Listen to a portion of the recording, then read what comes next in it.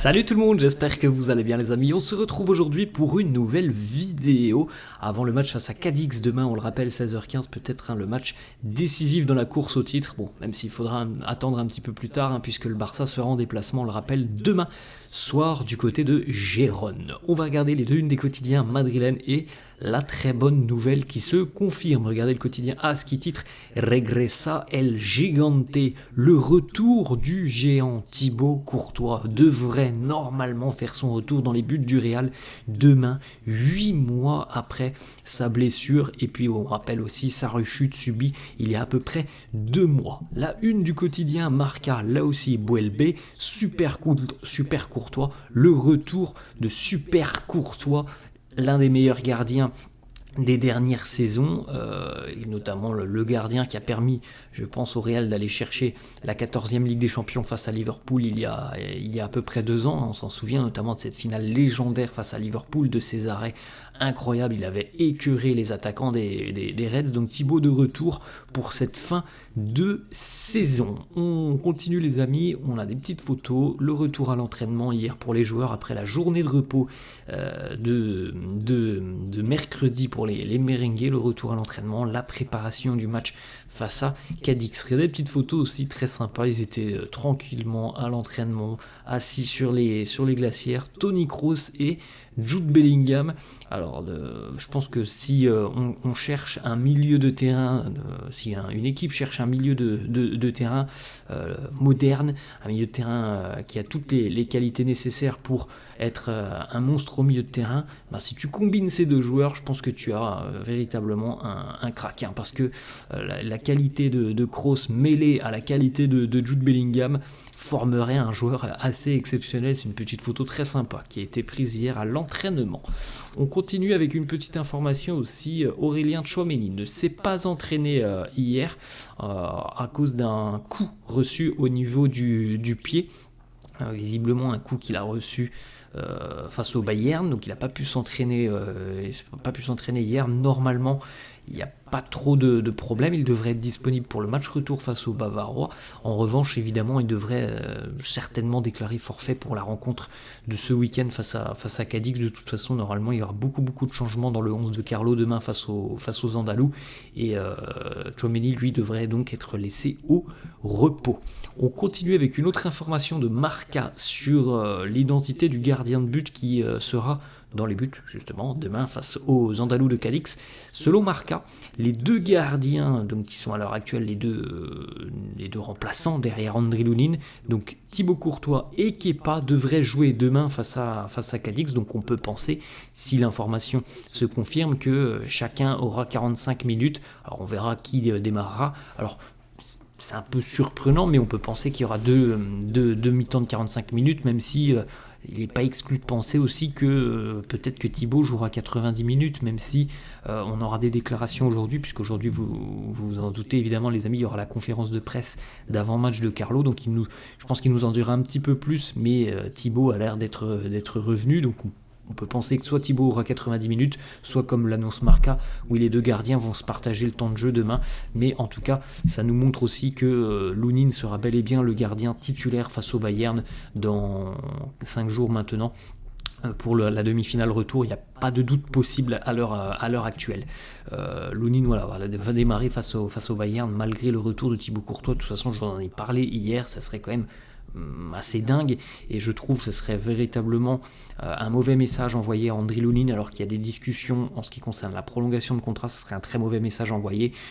Thibaut à peine revenu, qu'il prend déjà la place de Lunin, qui fait pourtant des merveilles depuis quelques mois maintenant, depuis qu'il a pris son rôle de numéro 1 entre guillemets en remplaçant Kepa. Donc affaire à suivre demain, mais en tout cas une certitude à 99,99%, Lunin sera dans les buts face au Bavarois. Une petite information aussi, Carlo Ancelotti devrait effectuer pas moins de 10 changements dans le 11 titulaire face à Cadix demain. Donc comme on l'a dit les amis, l'objectif maintenant c'est le Bayern, c'est dans 5 jours, donc il faut laisser aussi les cadres se reposer un petit peu, se refaire une santé, et évidemment que demain c'est pas forcément un match très important, il peut y avoir peut-être le titre en fin de journée, mais voilà, la réception de Cadix c'est pas le match le plus important de la semaine qui va arriver, donc comme face à la Real Sociedad la semaine dernière, on aura vraisemblablement beaucoup de changements, et ça permet de donner du temps de jeu à ceux qui n'en ont pas forcément eu beaucoup depuis le début de saison, comme Arda Güler qui en a profité la semaine dernière. On enchaîne les amis avec des petites photos de Thibaut Courtois qui a fait poser notamment son fiston avec Erling Haaland, ça c'était lors du match au Bernabeu entre le Real et Manchester City.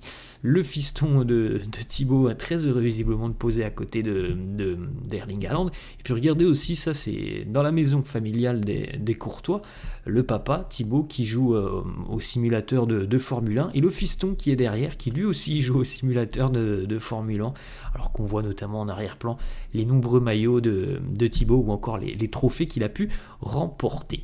On continue les amis avec une petite information statistique, et celle-là je voulais la trouver déjà depuis le match nul face au Bayern, donc depuis 48 heures maintenant. Le Real Madrid s'est qualifié à 23 reprises sur 24 en compétition européenne lorsqu'ils ont obtenu un match nul à l'extérieur lors du match aller. Donc voilà, c'était un petit peu ce que je vous disais après la rencontre face au Bayern, même si dans le contenu ça n'avait pas été un très grand match, le résultat lui est plus que positif. Match nul au match aller, en général, ça veut dire qualification au match retour, et cette statistique nous le prouve 23 fois sur 24, le Real s'est qualifié après avoir obtenu un nul à l'aller lors d'une rencontre de compétition européenne. La seule fois où le Real a eu un résultat négatif, c'était en 1991 face au Spartak Moscou. On continue les amis, on regarde les stats de Toni Kroos et de Luka Modric cette saison. Club et pays confondus, club plus sélection. Kroos, c'est 45 matchs, 34 en tant que titulaire, 2957 minutes, 11 buts ou passes décisives, donc 11 implications sur des buts.